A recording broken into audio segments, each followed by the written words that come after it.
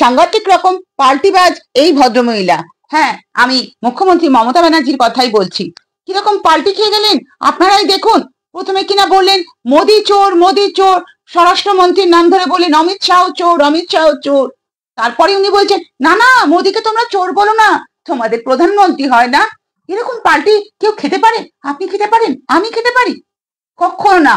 কিন্তু আমাদের মমতা দি, পরম পূজনীয় মমতা দি এরকম পাল্টি 2 মিনিটে চোখের পলকে খেয়ে গেলেন। একবারটি আপনারা দেখুন।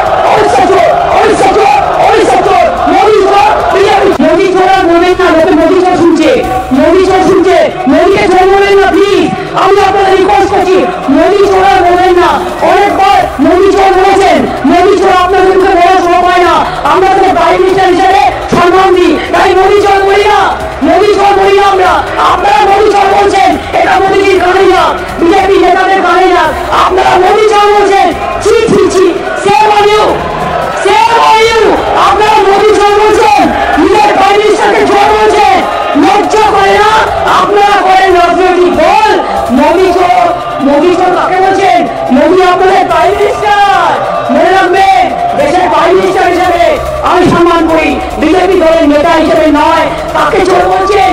চ্যারিটি বিগিনস হোক, নিজের নেতাকে চোর বলছেন। লজ্জা করে না?